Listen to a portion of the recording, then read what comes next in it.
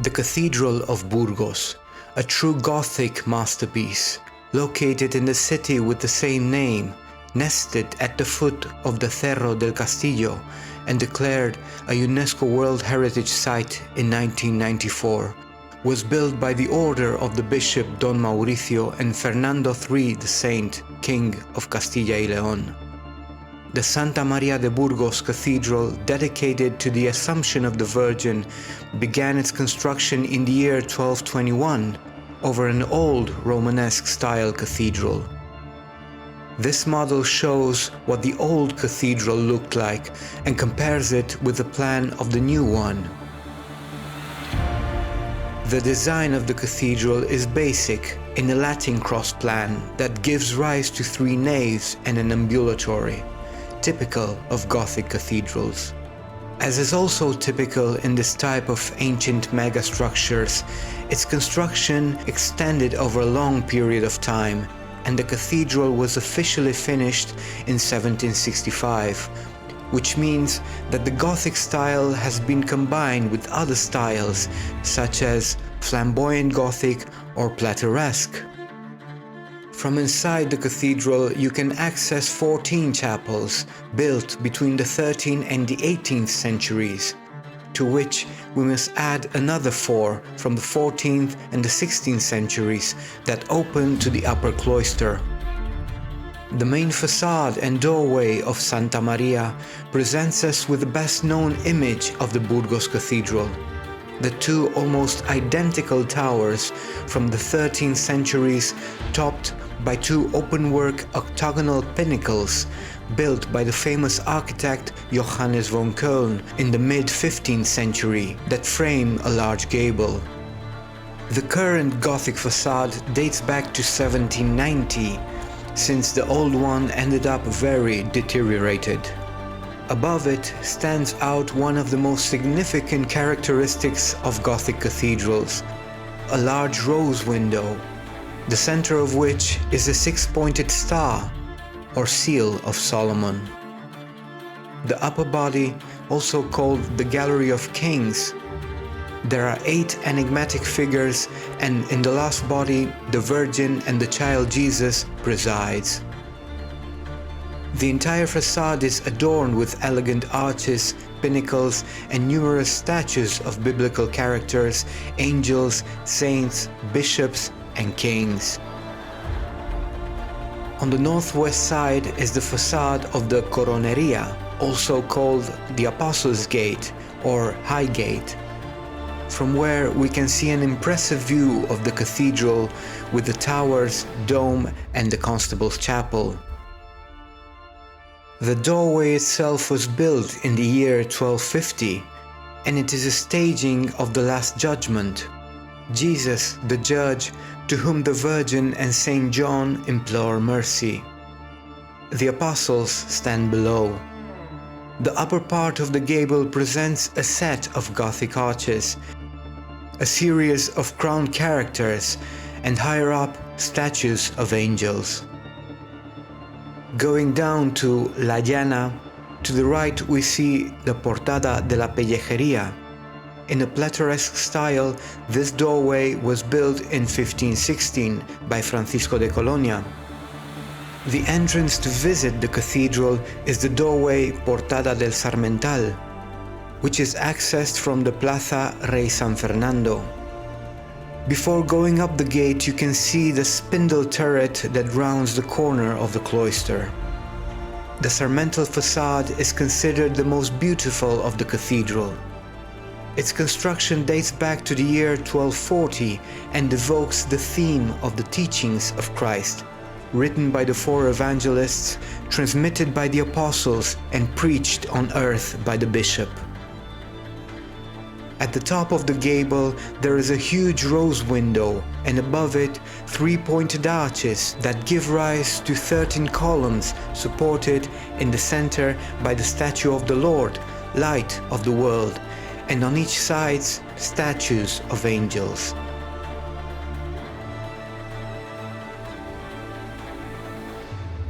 Entering through the main gate of Santa Maria you will find the trascoro, or the backside of the choir.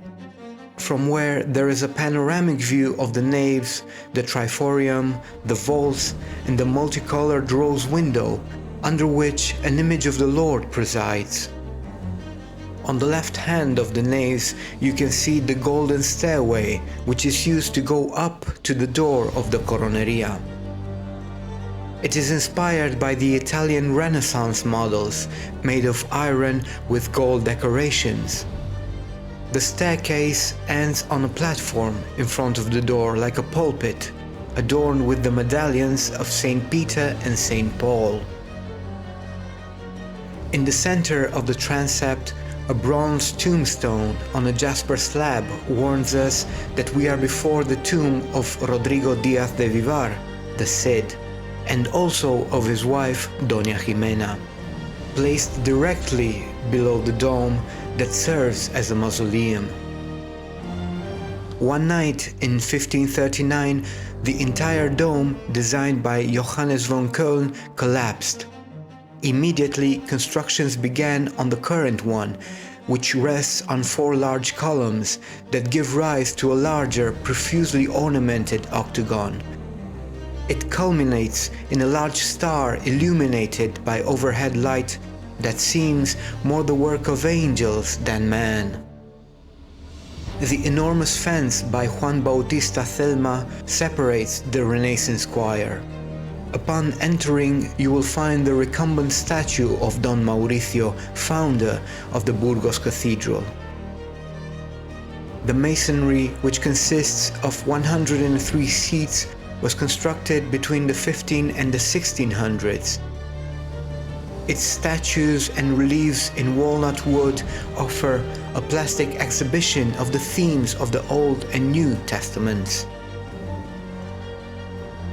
The main altarpiece occupies the apse of the central nave, and it is the oldest part of the cathedral. This altarpiece was made between 1562 and 1580, replacing the previous one and built by Rodrigo and Martín de Aya. With a Renaissance structure, it offers in its 3 bodies an exaltation of the great themes of the post-Tridentine Catholic Reform. In the center presides the silver image of Santa Maria la Mayor. Behind the presbytery we find the ambulatory, made up of 5 stone altarpieces with classic themes of the mystery of the Redemption. In front lies the Capilla del Condestable, which is undoubtedly the queen of chapels of the Burgos Cathedral. Dedicated to the purification of the Virgin, its construction began in 1482 by Simón de Colonia, son of Johannes von Köln, or Juan de Colonia as he is known in Spain, by order of Don Pedro Fernández de Velasco and his wife, the Duchess Doña Mencía de Mendoza. Their recumbent statues are at the foot of the chapel's altarpiece. The sacristy was completed by Francisco de Colonia in 1517. When looking up you can see the dazzling vision of the starry vault, traced and open to the light from above. The aesthetic quality of the presentation of Jesus in the temple's altarpiece is impressive. Everything is exquisitely crafted, the reliefs on the predella, the image on the second body and the pediment. Among the other chapels of the cathedral, the chapel of Santa Tecla stands out, which was built in the 1730s. The hemispherical dome, as well as the central altarpiece, is of great beauty and a splendid Baroque ornamentation. The chapel of San Juan de Sagún and of the relics documented since the 14th century. The chapel of the Conception and Santa Maria began by Johannes von Köln in 1477 and completed by Simón de Colonia in 1488.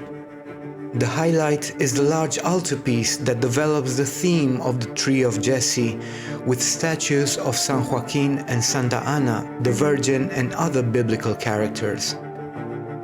From the ante-sacristy there is an access to the main sacristy and the upper cloister. The sacristy was completely redone in 1760s and presents scenes of the coronation and the Assumption of the Virgin that are in a colorful Rococo style.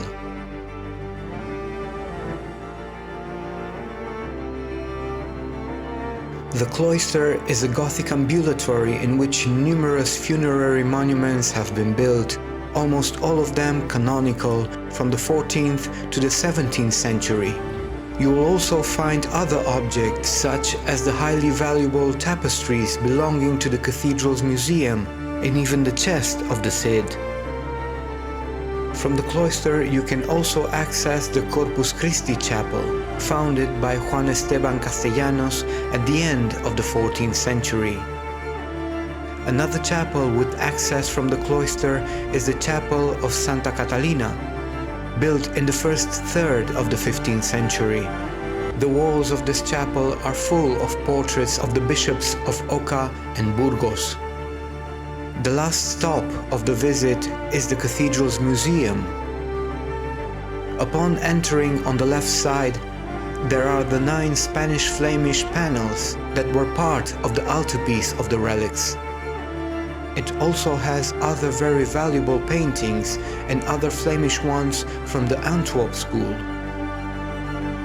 As far as goldsmithing is concerned, in the 2 display cases placed in front of these paintings are several crosses from the 12th and the 13th centuries.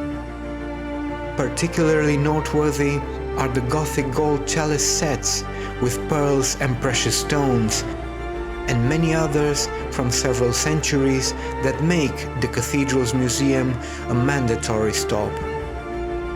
Admiring their art and the mastery with which the masters work on the metalwork and the paintings will not leave you indifferent.